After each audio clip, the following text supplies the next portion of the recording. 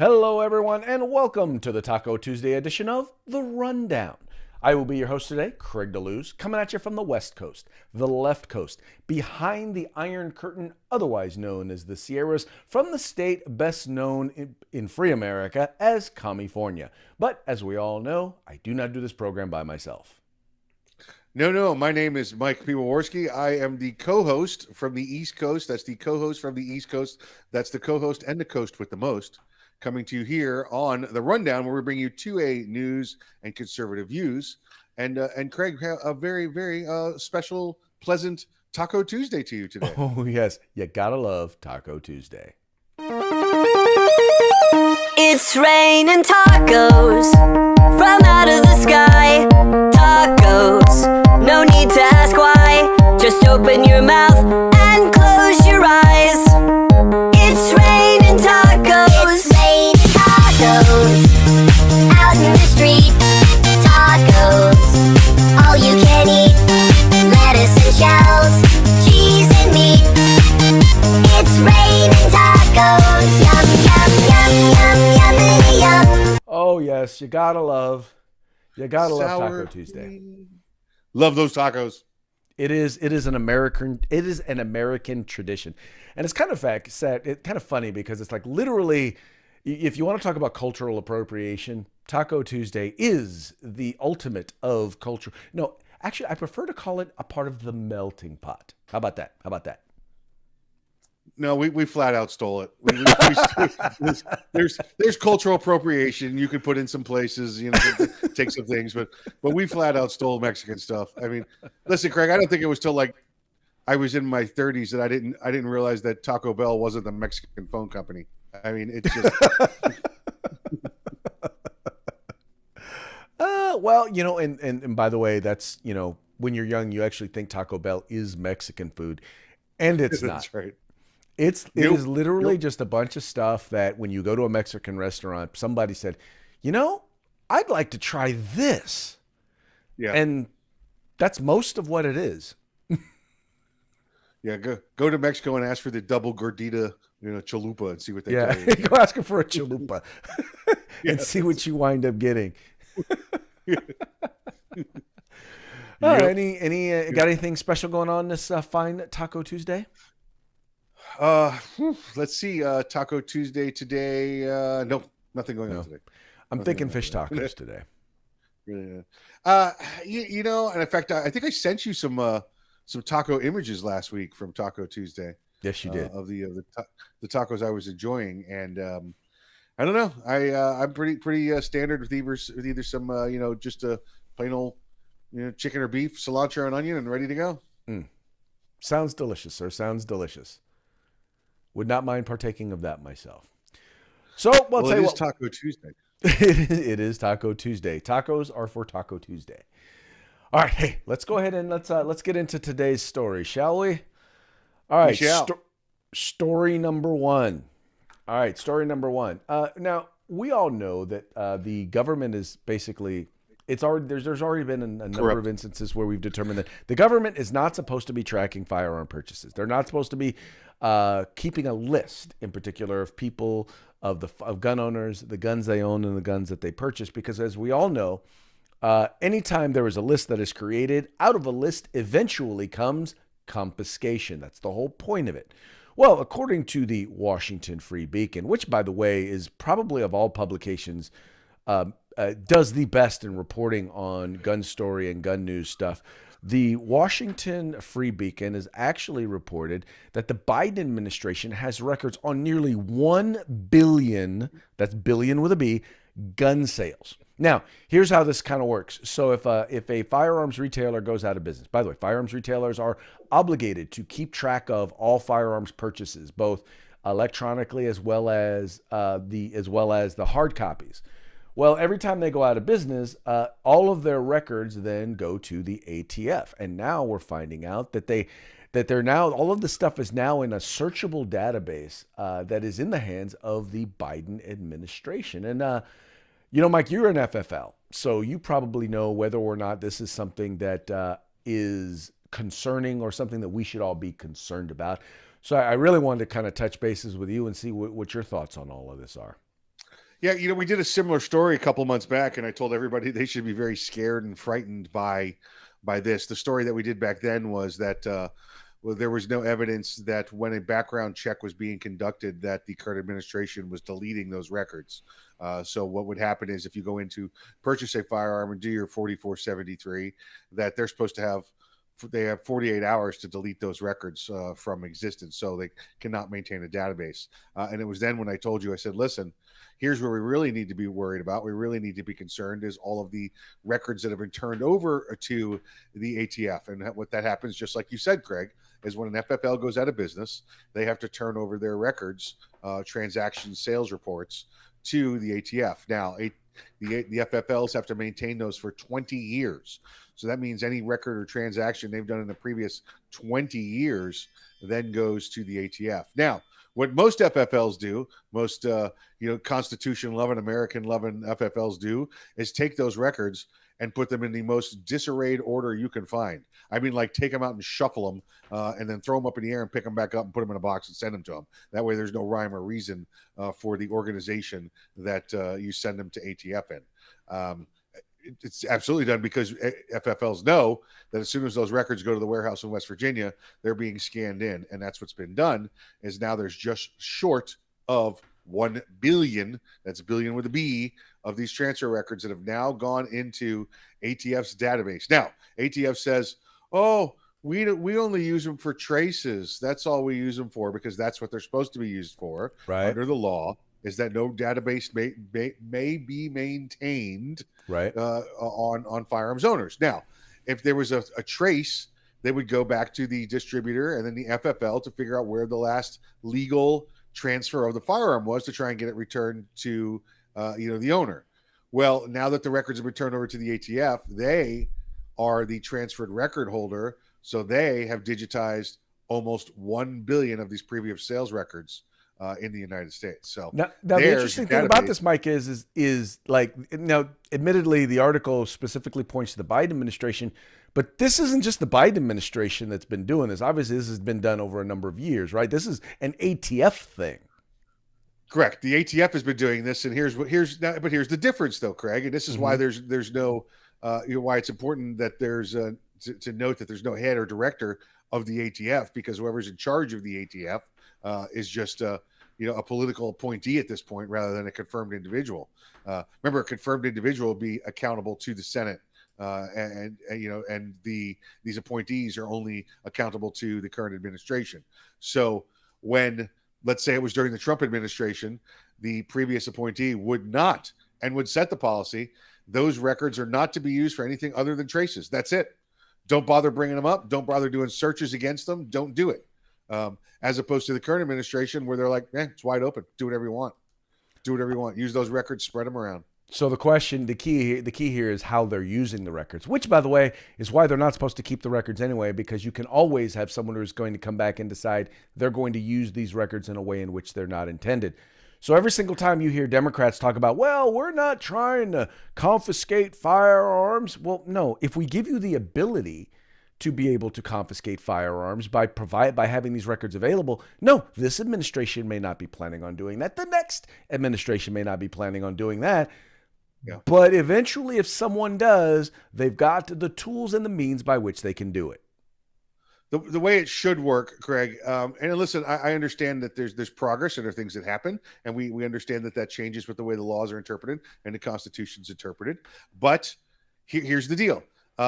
If somebody wanted to do a trace, the way this was designed under the law back in 86, somebody wanted to do a trace, you had to go do a hard pull on the records, okay? Well, now that the records have been turned over to ATF should have to do a hard pull on the records. Well, I get that. We're digitized now. That's the way we are. I don't know that I have an issue with them digitizing the records. The problem is, how are those records maintained and stored? That's what we come back to. Is this on just some ATF server that anybody in the ATF and any law enforcement agency can do a search on? Or is it in an isolated system where there is no internet access to it, and you've got to go to the facility and actually type in the serial number to get the information back? That's how this was designed to be, a standalone, separate, non-traceable, database of those sales and transactions. So if they're violating that, They're flat out breaking federal law. Well, exactly. And the key here is making sure that you know who's accessing this database, you know why they are accessing this database. Yes. That way you can track and make sure they're not utilizing it for illegal purposes. Yes, exactly right. Exactly. Well, it's definitely something to keep an eye on. Once again, the mainstream media is not reporting on it. It's the Washington Free Beacon, which is kind of sad that when stuff like this comes up that we have to go to alternative sources like that. Also like, Breitbart. And the reason why I bring up Breitbart, well, it has to do with our second story. Now, President Biden has made it very clear, all right? And people are questioning the constitutionality or the legality of his decision, of his commitment to appoint a black woman or an African-American woman to the U.S. Supreme Court. Not to say that there's a problem with nominating a black woman to the court, but to limit those who you are considering only to black women, it is a problem, or at least believe legally there is a problem with that.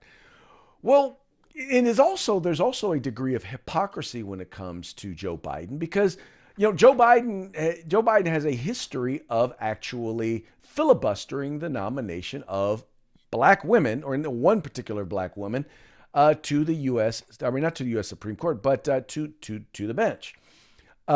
Several years back, there was a justice. Her name was Janice Rogers Brown. Janice Rogers Brown was a member of the Supreme Court here in the state of California. She was a conservative, or at the very least was a center-right judge here on the state Supreme Court. She was nominated to the federal appellate court.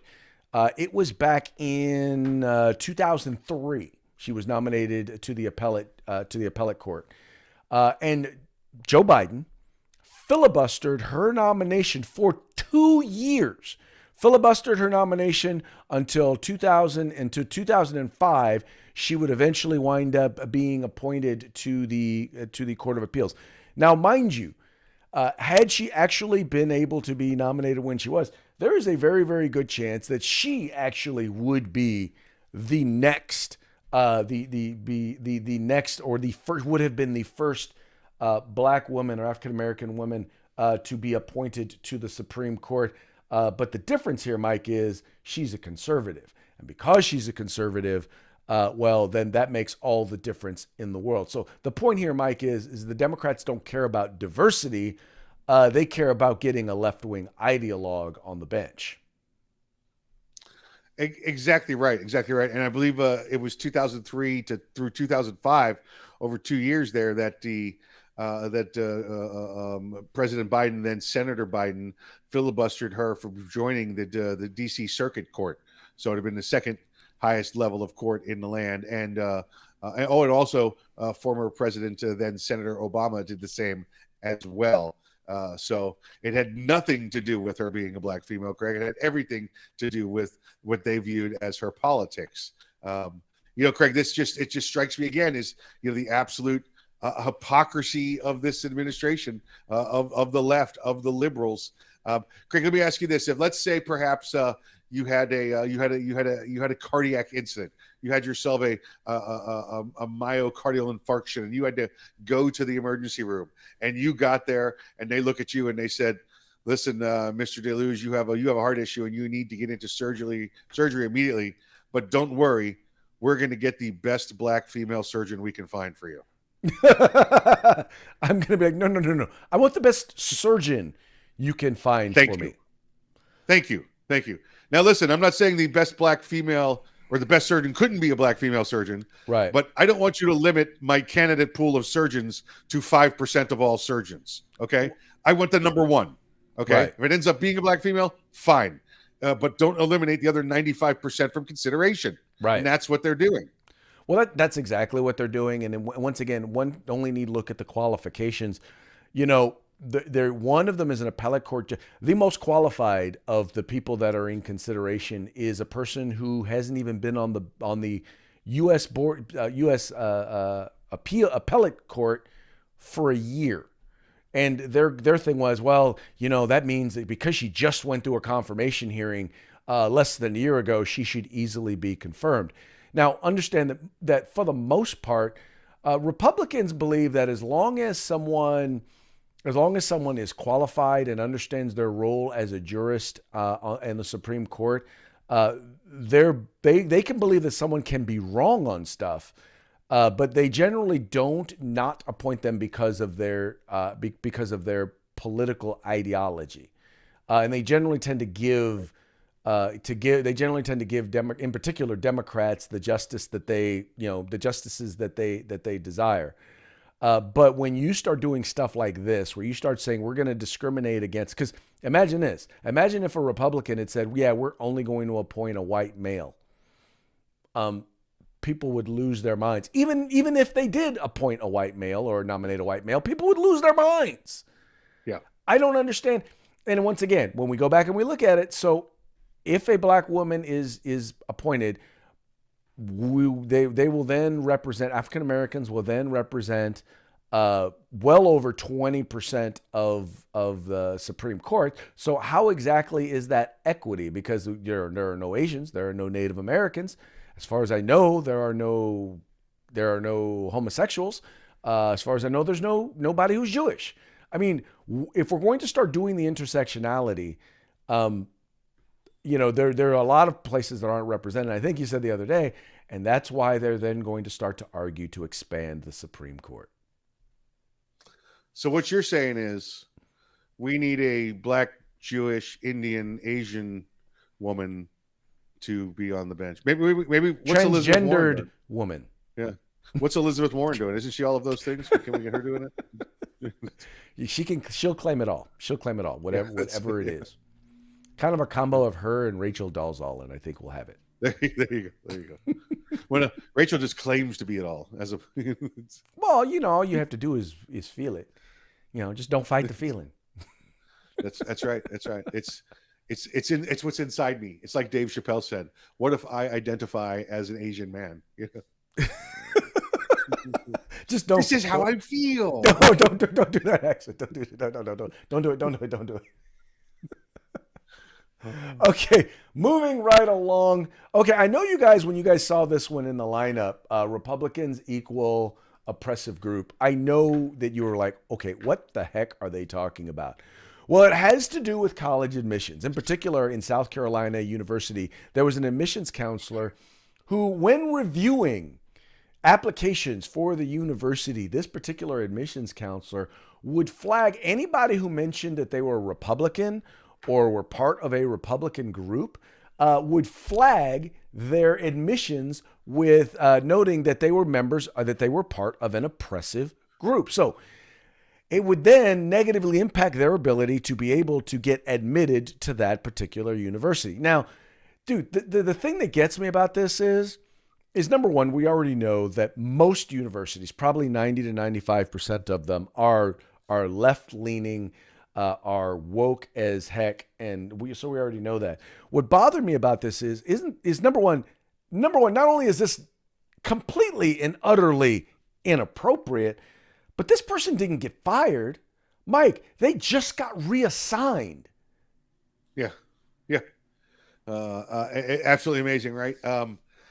Craig, I envision the old news clips that we watched after the end of World War II in Europe, and how those that collaborated with the Nazis, whatever kind of aid that they gave to them, were immediately pulled out by the individuals, the citizens, that did not collaborate with the Nazis, and they took the women they took out and shaved their heads. The men they killed most of them. Because of the horror that they cooperated with. So I bring this up because I imagine one day when this country rights itself, that many people will just go through towns and places like this and say, hey, where's that woman? Bring her outside. Let's shave her head and leave her in the courtyard for everybody else to deal with. Because there's really no other way to deal with these kind of people. They're being hidden by others that are doing the same type of oppression, right? Because really what's happening here is Republicans are being oppressed based on their political views. So you've got one half here that's deciding well, our politics are so much better than yours that we're not even going to allow you to get an education. Think of that level of where we are now, Craig. They're stopping Republicans from moving forward in their path on education to, that's allowed to all citizens, except not Republicans. We don't like that. Well, and you look here, and this is how she got discovered, was in a Snapchat story that she put out there, right? And in the Snapchat story, she basically said, unless you actively denounce the white supremacy and misogyny, etc., within your party, you are going out of your way to identify as an oppressive group. This was this was her attitude, dude. This was what she believed. And this was a person who was once again making decisions on who could get access to higher education. Once again, that is not a unique position in academia these days. No. Again, I'm totally cool with it. We're rolling through that college and university. Let's grab her, put her out in the stocks in the courtyard, and leave her there. Let's go. Come on. Yep. It's done. And by the way, we're going to do it with her family too, because how many families did she affect with this? We're burning their houses down because that's what we do to people that oppress people. Okay, we are not advocating violence here. Just so for those of you who are on YouTube and Facebook and are watching, just to be clear, this is commentary for entertainment purposes, right, Mike? What you said, Craig? Right. What I said. Okay, moving right along. Now, there are very, very few things that I will ever agree with Sean Penn on. You guys know Sean Penn, liberal left-wing actor, has made a boatload of money playing roles that would normally align with conservatives, firearms and all that. Anyway, but Sean Penn came out with an interesting thing in an interview he did. He was being interviewed for a movie that they're doing that he's directed and his daughter stars in. And we were talking just about, in the conversation, the issue of men and culture in America came up.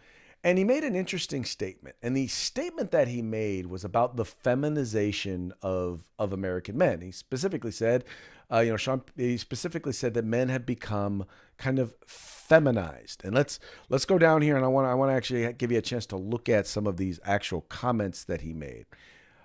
He says here, I think men have, in my view, become quite feminized, he stated.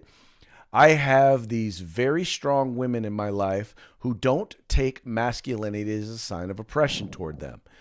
There are a lot of, I think, cowardly genes that lead to people surrendering their genes and putting on skirts. Now, Mike, I think you and I probably are in agreement that Sean Penn might actually, I guess, a broken clock is right twice a day. And I think he kind of hit the nail on the head with this one. Listen, he is a liberal actor. We know that. He's also exactly that. He's an actor, all right? And he keeps his mouth shut. He's not one of them extreme go out there kind of guys. Yeah, he does let his opinion be known, but I agree with him. Again, he has said some things here, and it has nothing to do with the politics of left or right. This has to do with masculinity and feminization. And I tend to agree with him on this point. But now listen, I agree with him on a bunch of points, as well. We just don't happen to agree on a couple of central points. Would we vote the same way?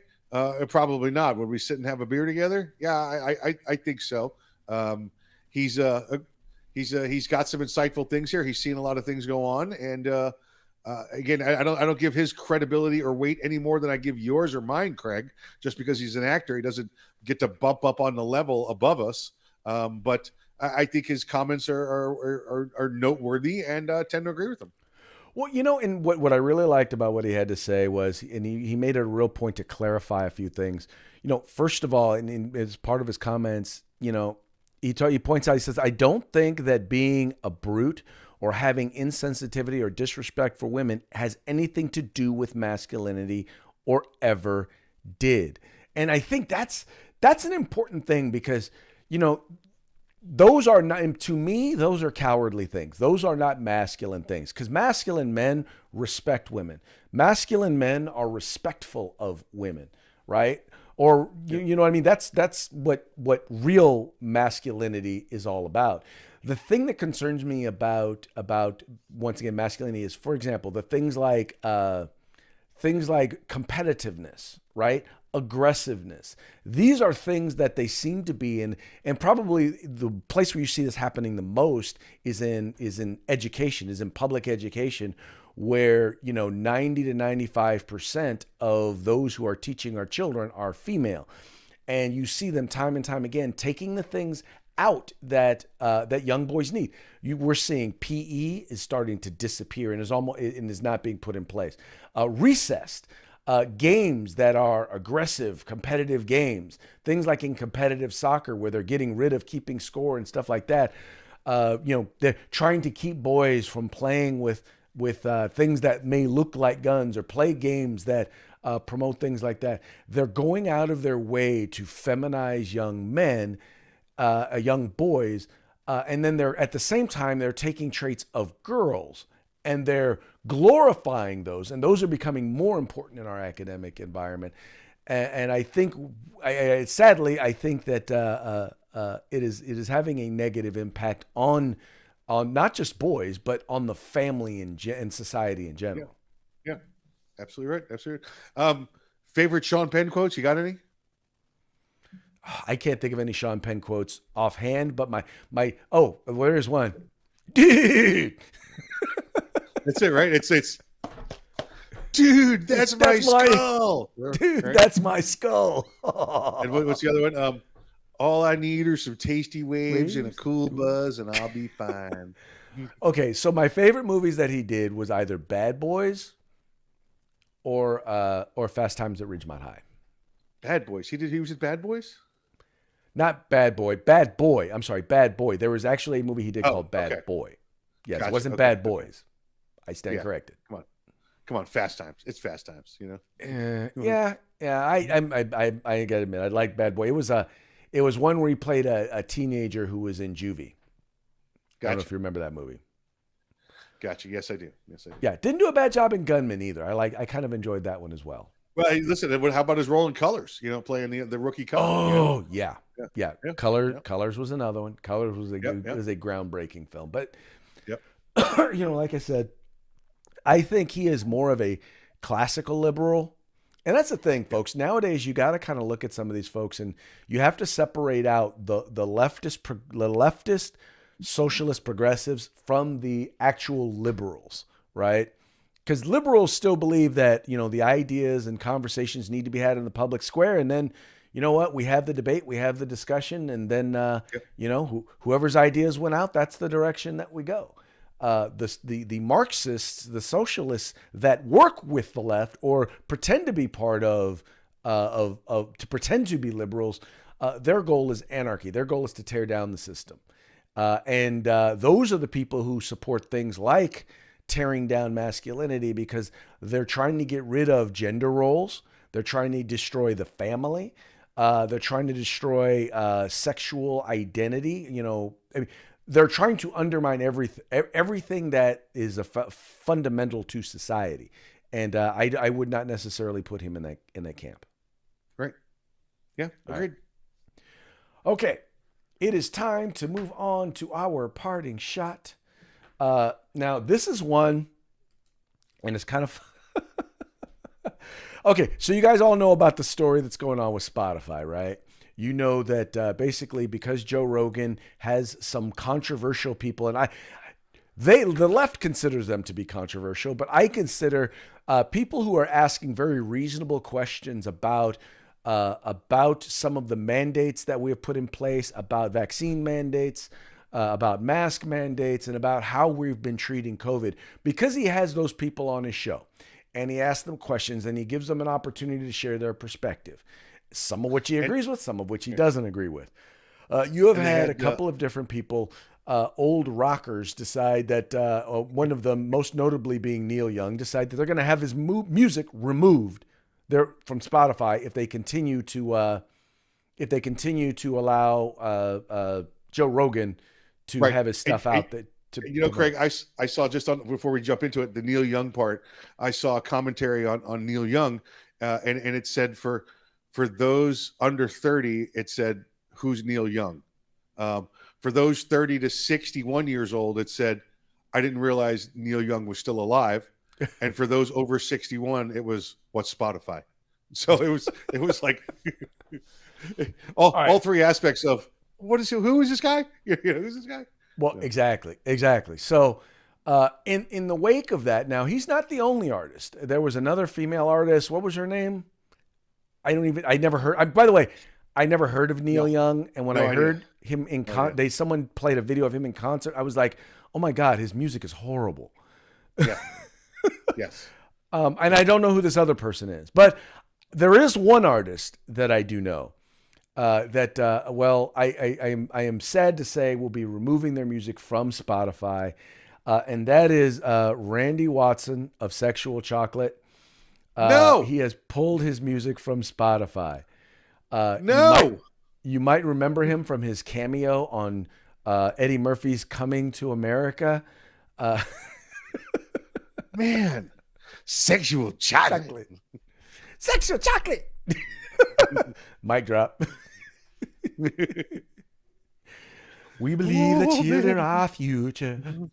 Teach them well and let them lead the way. Show them all the beauty they possess inside. What's your name, baby? I love that movie, Coming to America, and I thought that the remake, the follow-up that they did was just horrible. It was so disappointing. Have not seen the second one yet, but I'll tell you what, and I've learned this for all you people out there in viewer land. If you go to see a sequel or a prequel or whatever, the second movie, do not hold it to the same standard as the first one. Use it as a standalone movie, and you'll feel much better afterwards, because it's never ever going to be as good as the first one. Yeah, well, this one didn't even as a standalone movie meet the goal. I haven't seen it come yet. Close. There's a lot of movies I'm waiting to see in the movie theater. Right. As opposed to having to watch on demand, So yeah, I would wait till this one is like, on the free section of on demand. Yeah, gotcha. Yeah, I wouldn't waste your time. Would not waste my time. Wouldn't waste my time with it. In any case, Mikey, how about a quick shout out to our sponsors so the folks know? Let's say hello to our good friends at Gorilla Machining, at Grid Defense, and the California Republican Assembly, who got some good news yesterday, Greg. Got some phenomenal news. There was in California, they were pushing single payer healthcare, and it was facing a deadline because it was actually a 2-year bill, so it had to get out of its house of origin by the end of January, and it failed to get enough votes yesterday. And a number of legislators actually noted the number of emails that they got, and the CRA has a very active Take Action program where they are letting people know about bills that they need to oppose, and they're making it real easy for them to just be able to send their own message to members of the legislature and let them know that they need to oppose these particular measures. So phenomenal work. Thank you to everybody who got the word out. You guys literally got hundreds of emails just through CRA to members of the California legislature. And we're looking forward to doing more of that this upcoming year. So please take a moment, follow the link in the description of this video, visit CRA, visit all of our sponsors, and make sure when you go there, tell them that the guys over at The Rundown sent you. And that's how we get these sponsors to continue to support us and support our program, is because they know that you guys are paying attention to them because you're paying attention to us. Also, by the way, please remember, like, share, subscribe, encourage your friends to do the same. And I guess we will be talking to y'all again tomorrow. Well, let's see. What's tomorrow? Oh, tomorrow is Hump Day. Hump Day. See y'all later.